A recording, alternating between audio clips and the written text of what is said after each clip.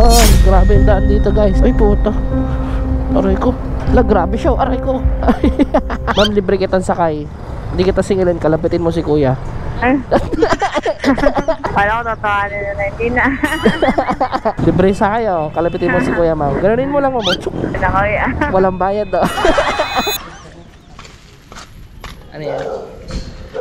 500. Pakita mo, 500. Pagka bumiyahe ka na daw. Problemado na yan ako, kailangan ko na bumiyahe guys. Tapos ng hangin, lamig.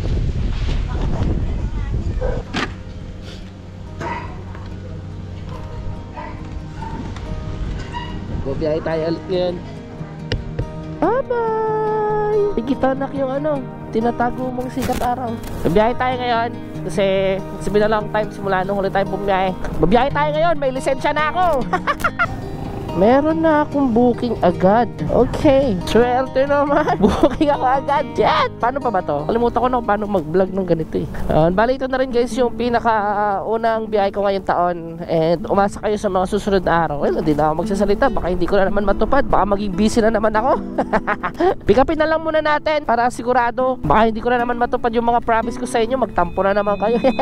Jonah po ba ma'am? Ay pala, sorry. Kayo na po pala yan. Tulang ko kayo ma'am kasi medyo masikip po yung helmet, bago pa po kasi. Opo, ayan. Tapos meron tayong intercom ma'am para di tayo magsigawan sa biyahe. Ma'am, libre kitang sakay. Hindi kita singilin, kalapitin mo si kuya. Parang ako tatawanin na hindi na. Libre sakay oh, kalapitin mo si kuya ma'am. Ganunin mo lang mo. Walang bayad oh. Ayaw mo si kuya yung naka-jeep ma'am. Ito na lang si kuya nakadilaw ma'am mo. Ganunin mo lang, uy. Na-try nyo na yun ma'am, ilibre kayo sa ano? Hindi. Hindi pa? Sayang, wala pala mabait sa mundo. Okay lang yan. Parang tayo nagtatrabaho eh. Wow, may ginintong puso yan. Pag sinabi libre ako sa'yo, sige, paano gagawin ko? Kalipitin, ganunin ko na agad. Okay, thank you pa. Tapos na yung unang buhay natin, ganun-ganun lang oh. Medyo matagal yung biyahe namin. Wait nga lang yung intercom. Medyo matagal yung biyahe namin kasi medyo malayo siya.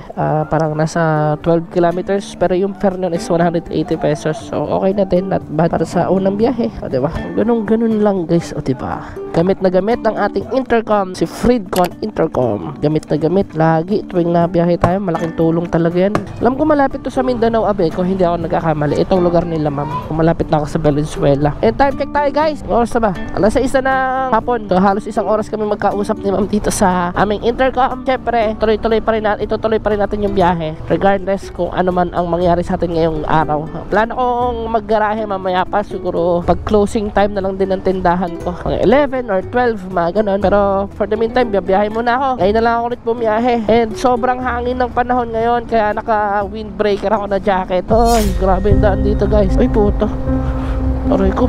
Grabe siya, aray ko.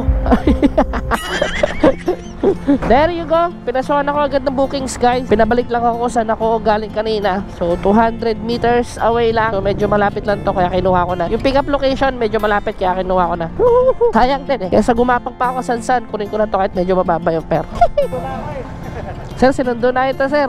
VIP kita eh. Nagpa-vlog po kayo? Kasama ka sir, gusto mo? Okay lang po ba?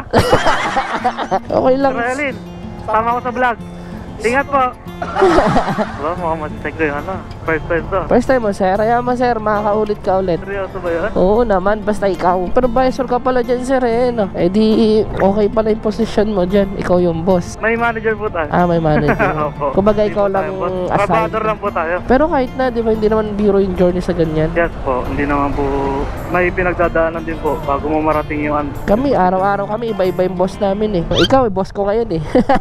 Mamaya, pagbaba mo, iba na ulit boss ko. Oo nga po eh. Ang pinaka-first time ko. Kaya sabi ko, tinanong ko agad tayo kanina din. Kung nagbablog ka na. Opo, sinusubukan ko mag-vlog, sir. Kasi wala namang masama. Sabi ko, try ko nga din. Walang masama pag tinatry. Try and try until you succeed nga, di ba? Kala ko until you die, sir eh. Kasama na yun, succeed and die. Pero ano yan, pauwi na rin kayo, sir, galing trabaho pa? Oo, nag-extend time lang. Dahil dun sa... Hindi naman doon sa ba. Ano lang, extend time, may mga reports na inaabol, ganyan. Pero kailangan din naman naman nating magbigay ng time sa company. Siyempre, doon naman tayo kumikita. Totoo, sir. Hindi naman laging pag sinabi mo yung oras ang Kumbaga ano na lang siya, malasakit. Parang ano. Oo. Malasakit sa trabaho na lang. Kasi doon mo naman kinukuha yung Oo, sinasabi mo lang supervisor ka kasi.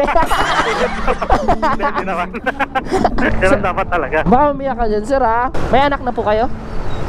Pero magdadalawa na ngayong February. Kabuanan nyo na. Ang galing. Congrats, sir. Thank you po. Ang Thank galing. you. Sana successful and safe yung Opo, misis CS at po yung kasi si baby. Mrs. Dineclare na CS siya? CS na kasi siya nung first nung sa baby namin. Bagong-bago pa kasi. Parang sa loob, sariwa pa yung kaya hindi siya pwedeng umiri, diba? Yung sa regular na Baka mapunit. Mumukha ulit. Kaya kahit kalabaw tayo ngayon, kahit kalabaw. Oo, ganun talaga, sir. Ginusto natin yun eh. Kalabaw lang ang natanda. Pero totoo yun, no? Pag may baby kayo, no? Parang may something siya na magical na parang hindi ka mapapagod kakagrind, no? Totoo yun, no? Para alam mo yung may priority ka sa buhay na inisip mo lagi siya na hindi ako pwedeng tumuko. Totoo. Tsaka yung yung barkada, no? Malilesen yung barkada time talaga. Ay, yung barkada kasi nasa lang yan eh. Sa part ng binata ka pa. Totoo yun. Totoo naman, halos lahat ng tao ganun. May mga kaibigan nga ako na, kasi di ba recently lang kami nagkaanak, sir. Oo. May mga kaibigan ako dati na hindi ko sila magets na kung bakit hindi lagi sumasama, mga ganun. Oo. Nung nagkaanak na ako, yun eh. Ganun din naman sa akin dati. Grabe, KJ mo naman. Oo. Hina ako naman sa'yo. Yung mga ganun kantsaw ba? Makakantsawan eh. Ngayon, ikaw na yung ginaganon, di ba? Ngayon makaka-relate ka na eh. Since ikaw na yung nasa posisyon, no? Maraming problemang dumadating naman sa lahat ng tao eh. Siyempre, nalalagpasan natin yan. Galing ah. Ganun. Alam mo sir, pan-DJ ka. Pan-DJ yung mga mo eh. Bitawan mo eh. Hugot. Sige po, thank you sir. Thank you din po. Sheesh!